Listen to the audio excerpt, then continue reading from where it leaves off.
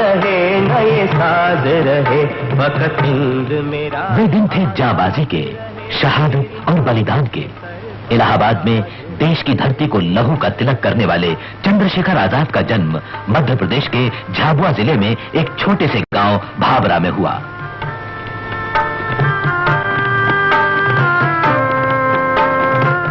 चारों तरफ घना जंगल था। रियासत के एक बागीचे में पंडित सीताराम तिवारी रक्षक थे। 23 जुलाई 1906 को इनके दूसरे पुत्र का जन्म हुआ।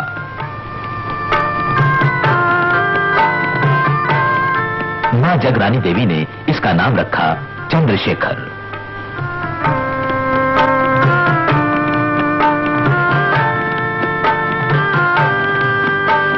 भील बच्चों के साथ तीर चलाना, उड़ते पंछी को मार गिराना, यही चंद्रशेखर का बाल जीवन था। कुछ बड़े हुए तो एक व्यापारी के साथ जा पहुंचे बंबई। काम मिलते गए, करते गए। आखिर जहाज पर रंगसाजी का काम ठीक लगा, लेकिन मन उलाहना देता। पेट ही पालना था तो माता पिता को दुखी क्यों किया? घर से भागे क्यों? इन उलाहनों से तंग आकर बनारस गए। मन में निश्चय लिए कि संस्कृत पढ़ूंगा, पिताजी की इच्छा पूरी करूंगा। संस्कृत पाठशाला में दाखिला भी मिल गया। पिताजी के एक मित्र शिव विनायक मिश्र ने धीरज बंधाया, हौसला बढ़ाया। लेकिन किताबी पढ़ाई शायद नसीब में नहीं थी। आजादी की लड़ाई ने जोर पकड़ा। जलियांवाला बाग के कत्लेआम ने देश को हिला दिया। दिल की धड़कनों से आवाज उठी, भारत न रह सकेगा हरगिज गुलाम खाना। चरखा आजादी का प्रतीक बन गया और चंद्रशेखर ने स्वतंत्रता संग्राम में पहला कदम रखा। चंद्रशेखर को गिरफ्तार कर लिया गया। मुकदमे में चंद्रशेखर ने अपना नाम बताया आजाद, पिता का नाम स्वाधीन, घर जेलखाना। 15 कसूरी बेतों की सजा मिली। हर बेत के साथ नारा बुलंद हुआ, भारत माता की जय, वंदे मातरम। अब चंद्रशेखर आजाद हो गए। काशी विद्यापीठ में प्रवेश पाया। यहां परिचय हुआ क्रांतिकारियों से और क्रांतिकारी जीवन आरंभ हुआ।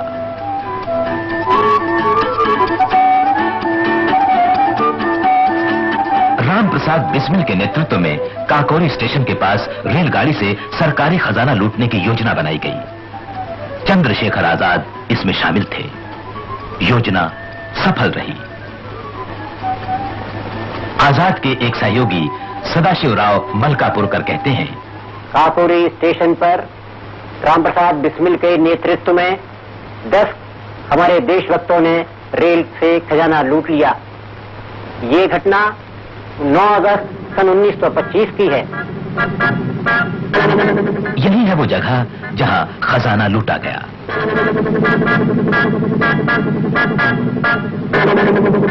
अब अज्ञातवास शुरू हुआ।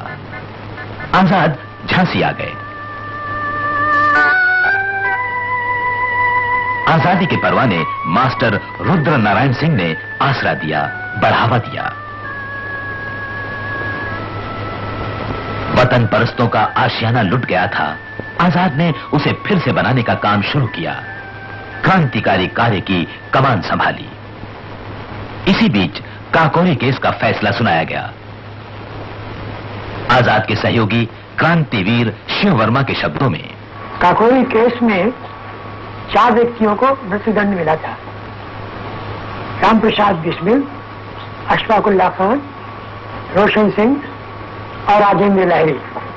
इनमें पंडित रामप्रसाद बिस्मिल को जेल से छुड़ाने के हम लोगों ने कई एक प्रयास किए, लेकिन हमें किसी प्रयास में सफलता नहीं मिल सकी। तो अंत में पार्टी की तरफ से मुझे ये आदेश हुआ कि मैं जाके जेल में फांसी से एक दिन पहले उनसे मुलाकात करूं और पता लगाऊं कि पार्टी के हथियार कहां-कहां रखे हैं और दूसरे संपर्क कहाँ क्या क्या है। उनके पिता दशरथ द्विवेदी में हम तीनों जेल के लिए रवाना हुए। पिताजी बिस्मिल की मां को अपने साथ नहीं लाए थे, ये सोच के कि शायद मां रोएगी और आखिरी वक्त मुमकिन है बिस्मिल का दिल भारी हो जाए, तो मां को अपने साथ नहीं लाए थे। लेकिन हम जब जेल के गेट पर पहुंचे तो हमने देखा कि मां वहां पहले से मौजूद है। फांसी की कोठरी के हम लोग सामने पहुंचे तो मां को देखकर बिस्मिल रो पड़े और उनको देखकर उनके पिताजी रोने लगे। उस समय मां उठकर खड़ी हो गई और बिस्मिल की आंखों में आंखें गड़ाकर उन्होंने कहा कि बस हो गया इनकलाब, हो गई क्रांति। अगर तुमको रोकर मारना था तो इस रास्ते पर आए क्यों थे? बिस्मिल ने जवाब भी उतना ही अच्छा दिया। उन्होंने कहा, मां तुम जानती हो तुम्हारा बेटा कायर नहीं, मैं मौत से नहीं डरता हूं। ये आंसू इस बात के हैं कि शायद मुझे दोबारा तुम्हारी जैसी मां नहीं मिलेगी, तुम्हारी गोद नहीं मिलेगी। आजादी के चारों परवाने फांसी पर झूल गए।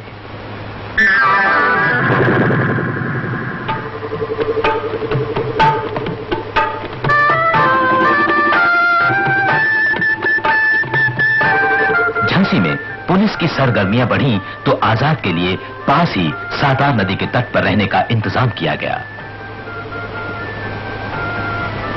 यहां वे हरिशंकर ब्रह्मचारी के रूप में रहे।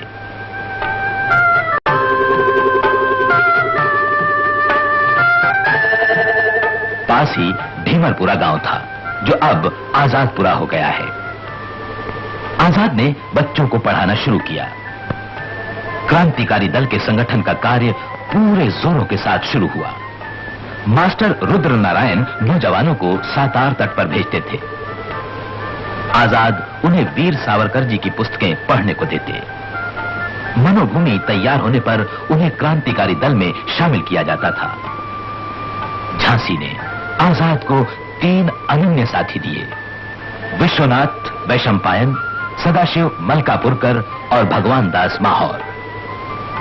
इनका एक ही अरमान था, एक ही तमन्ना, मेरे सोने की लाली से कुछ तो लाल धरा होगी ही।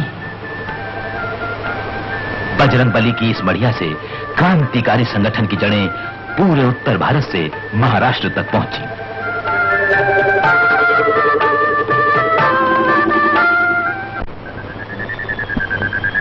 आशियाना बना और खूब बना। दिल्ली के फिरोजशाह कोटला के खंडहरों में एक बैठक हुई। इसमें पंजाब, यूपी, बिहार, बंगाल, महाराष्ट्र सभी प्रांतों के सदस्य शरीक हुए। पंजाब में भगत सिंह तथा नौजवान भारत सभा के सभी नौजवान आजाद के साथी बन गए।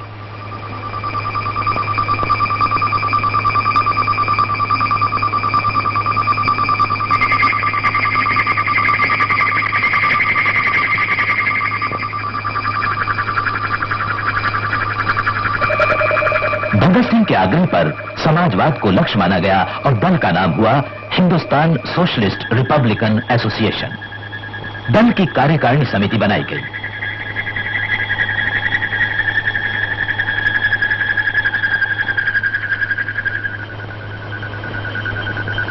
सर्वसम्मति से चंद्रशेखर आजाद को कमांडर इन चीफ चुना गया। धन जुटाया गया, हथियार आए, बम बनने लगे। सरफरोशों के दिल बेताब थे। जिस साम्राज्य पर कभी सूर्य अस्त नहीं होता था, उसकी नींवें हिलाने के लिए इंतजार था बस मौके का।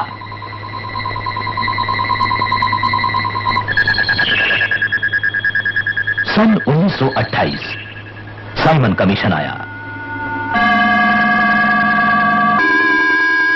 सारे देश में इसका विरोध हुआ। अंग्रेजी हुकूमत की बर्बरता हद से बाहर जा पहुंची।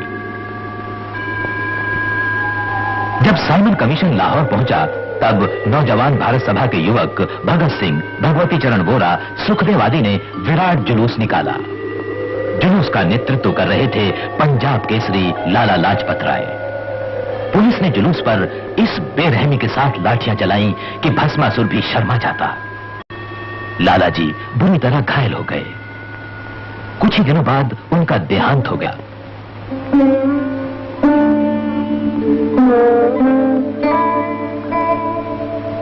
लाला जी के खून का बदला लिया गया।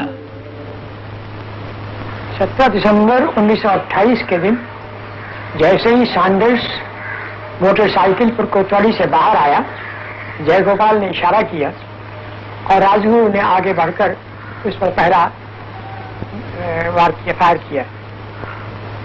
उसके बाद भगत सिंह और राजगुरु दोनों ने अपने पिस्तौल उसके ऊपर खाली कर दिए। वहां से उनको डीएवी कॉलेज के छात्रावास की तरफ जाना था। जैसे ही वो उस तरफ चलने लगे तो चनन सिंह नाम के एक हवलदार ने इनका पीछा किया।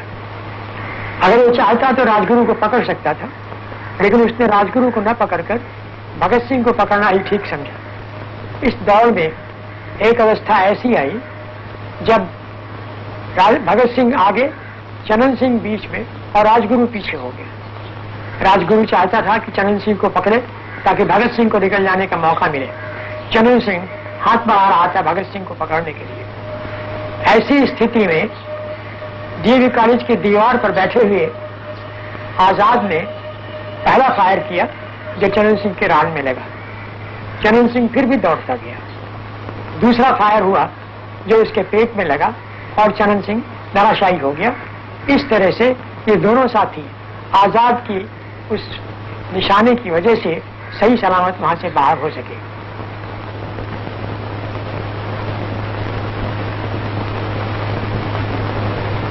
पुलिस ने लाहौर के चारों तरफ घेरा डाल दिया।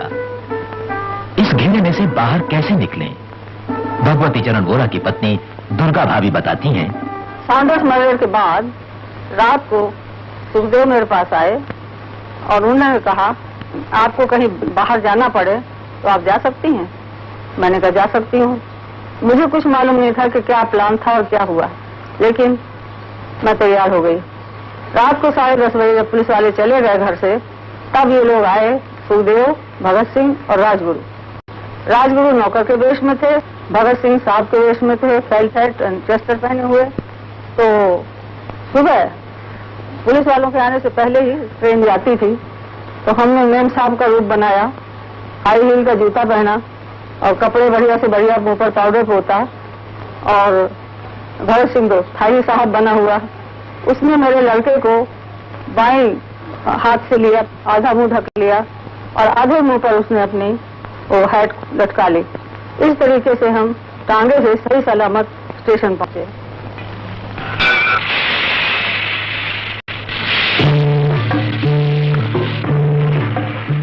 भगत सिंह को कलकत्ता भेजकर आजाद आगरा गए। आगरा और ग्वालियर में मकान लिए गए। बम फैक्ट्रियां शुरू की गईं। ग्वालियर में बने 2 बम 8 अप्रैल 1929 को भगत सिंह और बटुकेश्वर दत्त द्वारा केंद्रीय असेंबली दिल्ली में फेंके गए। बम के साथ पर्चे फेंके गए। इनमें कहा गया था, पहरों को सुनाने के लिए धमाके की जरूरत होती है। सार्वजनिक सुरक्षा और औद्योगिक विवाद जैसे कानून दमन चक्र को और भी तेज कर रहे हैं। जनता को कुचला जा सकता है, लेकिन आजादी की भावना को कोई ताकत नहीं कुचल सकती। फिर धरपकड़ शुरू हुई। लाहौर और दिल्ली षड्यंत्र केस चले। आशियाना फिर लुट गया। रह गए आजाद और इन्हें गिने 2-4 साथी। अज्ञातवास का नया दौर शुरू हुआ। कानपुर, बनारस, इलाहाबाद, दिन रात की दौड़ धूप, पुलिस पीछे लगी हुई।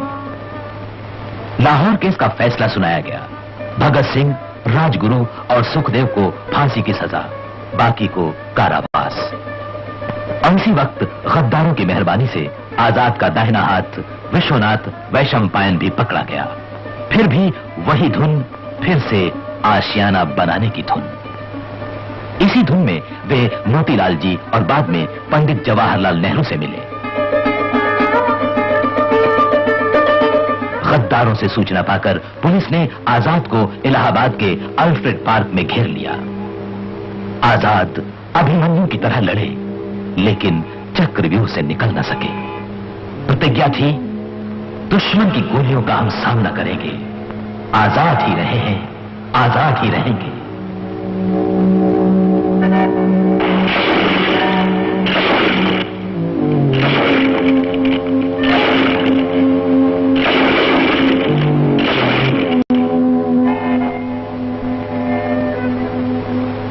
प्रतिज्ञा पूरी हुई। माता जगरानी देवी भावरा में चंद्रशेखर के लौटने का इंतजार करती रहीं। 2 उंगलियां बांध रखी थीं। चंद्रशेखर से मिलन के बाद इन्हें खोलना था, लेकिन यह मिलन सपना ही बना रहा।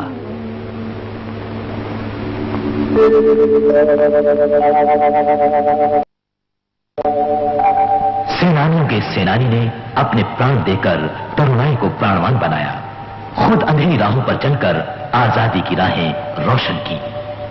चंद्रशेखर आजाद जीवन भर आशियाना बनाते रहे, तोड़ने वाले तोड़ते रहे, लेकिन उनकी अमर शहादत ने जो आशियाना बनाया है उसे कोई नहीं तोड़ सकता। वो कोटि कोटि भारतवासियों के कृतज्ञ हृदयों में सुरक्षित है। कौम के वास्ते ये जान जो मिट जाएगी, कौम के वास्ते ये जान जो मिट जाएगी,